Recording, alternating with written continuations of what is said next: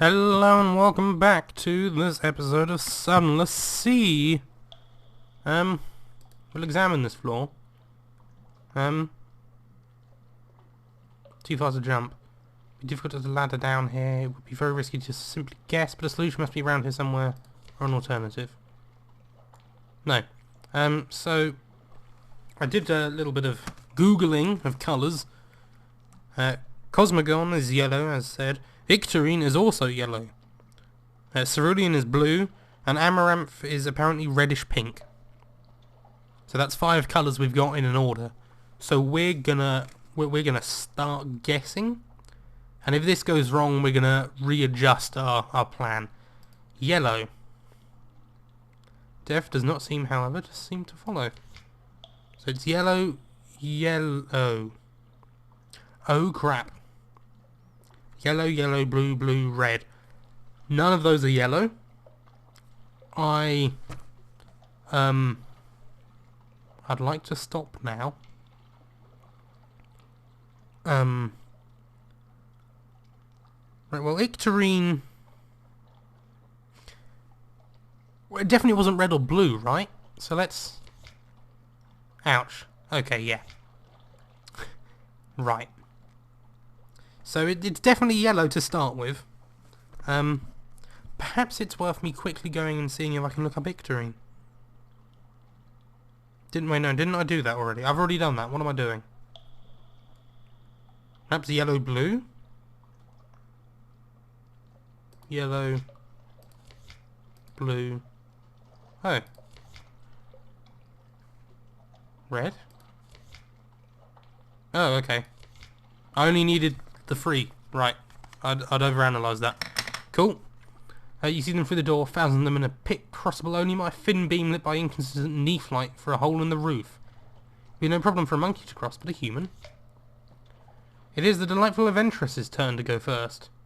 To her credit, she does not try to weasel her way out of it. A lantern held between her teeth, the adventurer's rapier bouncing casually on her hips, she steps confidently into the thin beam and swiftly crosses foot over foot without so much as a glance down. Oh, bugger.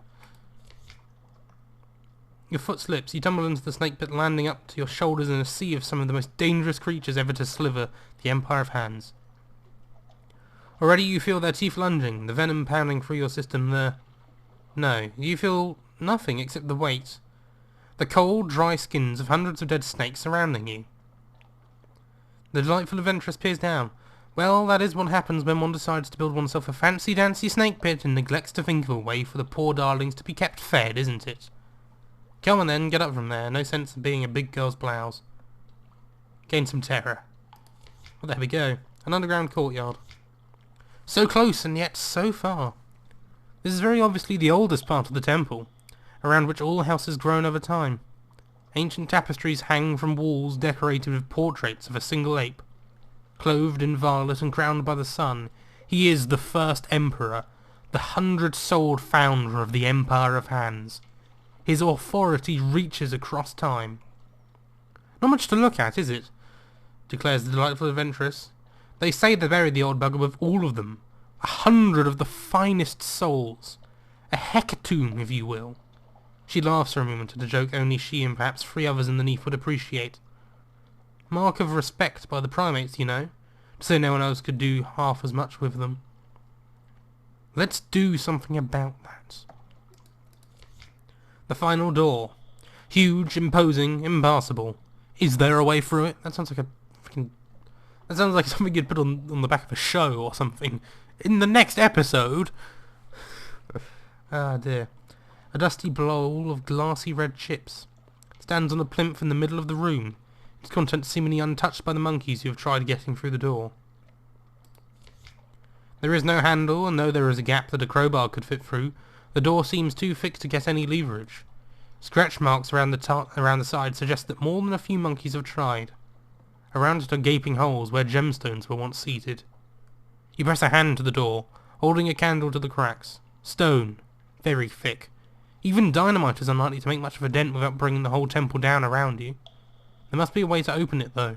Why would anyone bother building a door that they never expected anyone to be able to get through? A drop of red honey hangs in the middle. bleeding out through cracks in the salt. Red honey contains memories. Why would the chips be here? Consume the red honey chip. The memories are diluted, largely unspecific, but that is not important. What this red honey carries is something far deeper. A connection of souls across centuries. The birth of an empire in which even the lowest could be uplifted, and sparks of greatness itself passed on, magnified, never lost with the passing of flesh. This was the dream of the first emperor, one of unity and evolution, transcendence and glory. His memory was placed here that all could see their true destiny, purpose. Instead, it is as if the emperor himself is receiving a glimpse of the empire his dream became. His tears run uncontrollably down your cheeks. Open the emperor's tomb. The memory fades, but something remains. Only one who is as worldly wise as the first emperor hoped his people would be can open this door. Unlocked with a memory of distant shores, a Z story, and a tale of terror. It seems like such a simple thing now. It is slightly more complicated than simply pushing the door open, but only a little. The burial chamber. The first emperor's bones lie in a state surrounded by souls in spheres of blue, green and silver. Oh, very, very fine work, she declares, taking a moment to admire the architecture before turning her attention to the souls. Now unless my eyes deceive me, there are not 100, not even close. Blasted legends and their exaggeration. This will complicate matters. Oh well. Barnabas, do be a dear and gather those up. And as for you, she adds, drawing a rapier that glistens at the end, kindly remain where you are. Attack the delightful adventuress? No, we're gonna stand here. It is nothing personal, of course, she adds. I was rather hoping for more souls here, so that we could have shared, shaken hands, and been on our merry way. But needs must. Barnabas, with haste, if you please. The clayman finishes gathering the souls. This could be going better. Such simple things, aren't they, says the delightful adventuress. Goodness only knows what the devils do with them. But opportunity is opportunity, is it not? My friends in the Arn Republic were quite happy to agree safe passage to and from their homeland in exchange for this legacy. They will have to be satisfied, I suppose. And next time, I bid the accursed Leonora Fortescue to go to hell, where I shall be able to recommend the bloody sights. A calculated risk? No. Do nothing. Form a plan later. Oh, that's that then, she says, backing out of the vault. Except for one minor detail. Barnabas, I thank you for your loyalty and fine service. As a final courtesy, please do the honours and ensure our friend here remains buried. It is such a fine resting place, is it not? So it's a shame it be wasted on just one ape. The clayman lurches as she produces one of your confiscated sticks of dynamite, lights it and drops it in the corridor. Before either of you get close, it explodes in a cloud of dirt and rubble that seals the exit. Barnabas has no face. He does, however, most definitely have expressions. The one he wears is now chilling. Attempt to dig a way out. She won't get away with this. Helping hand. Barnabas immediately joins you in the excavation. Were he a regular clayman, he would likely be obeying his last order right now, and ending your life for his mistress. Being unfinished, however, he is no mere golem. In her arrogance, the delightful adventuress appears to have forgotten that loyalty is a two-way street. Even with both of you digging, though, it will take far too long to clear the rubble. If the delightful adventuress gets back to your ship with the legacy, she will no doubt persuade the crew to leave without you. The monkey foundling to the rescue. Use your extra dynamite. A fading taste of red honey. What is it, just on the edge of remembrance? If any of your crew was going to save you, somehow you knew it would be worth going back for more. Boom! When the delightful adventuress dropped in your way, you soon clear. You leave Barnabas plodding along behind you as you race out of the vault to catch up with her before she gets too far. It appears the delightful adventuress is having problems of her own by the rowboats. A double betrayal.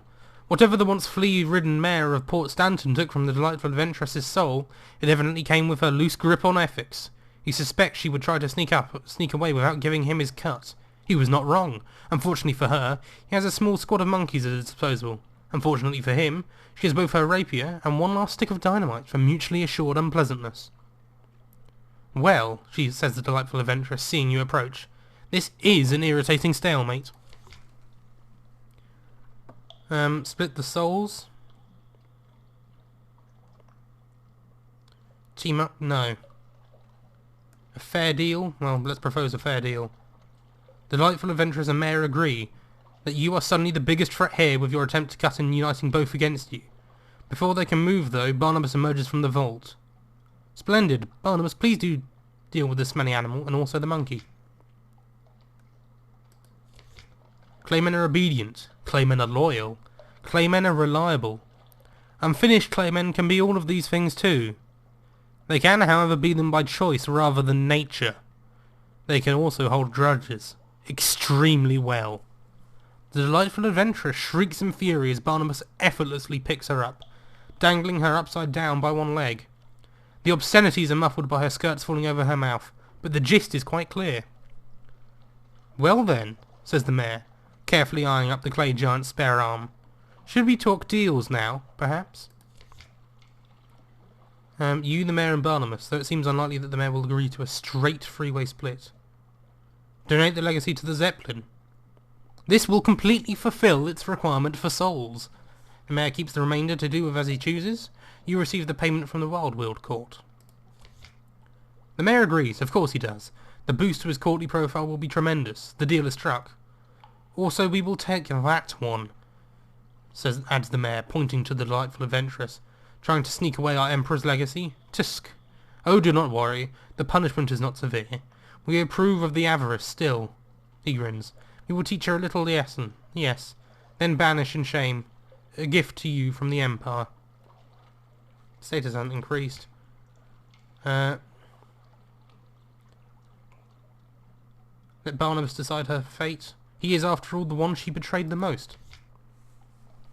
Barnabas nods, ignoring the angry protests. He follows the monkeys into the woods towards their boat, still carrying a thrashing, delightful adventuress. He will not allow her to come to any real harm, but appears to concur that a little humility may be in order. But that is their business. Yours now lies elsewhere. Oh yeah. We done it. And we given it to the monkeys. Cool. Now let's go to the Zeppelin. Deliver the hydrogen. Gain some drowning pearls. And we can compile a port report, I think. Yep. Seems sensible. Is there anything else we can do in the court? Oh, she stands fuming, her head and hands locked tight in a pillory near the centre of the palace. She glares at you with the purest hate. The honourable thing would be to take the high moral ground and not enjoy this at all. Barnabas sturdily stands by his seething mistress, ensuring the monkeys do not take their fun too far. His bruised loyalty does not, however, stretch to interfering with the opportunistic monkey selling ammunition. Buy a tomato. Heavy and squishy, it's just the right stage of rot. Juices drip down your hand as you squeeze its soft skin. Decline the opportunity. This is a revenge for monkeys. You are better than that. Or more fiscally responsible, at least. It is doubtful that she will be here for long. Theft is not a huge crime to the monkeys, particularly when they got their share anyway. They will most likely free her as soon as her outrage ceases amusing them. Of course, this far she will be waiting a long time for another ship to take her back to fallen London. We now have one crate of human souls. Cool. A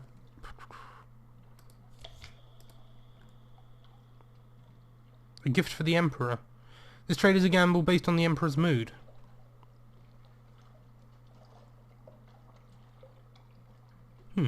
Sell to the Monkey Baronet. 1,000 echoes. No sale, not for now. Interesting. Right, well, I guess we're done here. Is there anything new here? Return to the court. No. Well, I guess we're done here for now. And I think that's actually it for this episode. No sailing at all. So, you know, that's just something that'll happen. Probably a shorter episode, but that's not necessarily a terrible thing. So thank you for watching, I hope you've enjoyed, and we'll see you next time for our return journey to London. Bye-bye.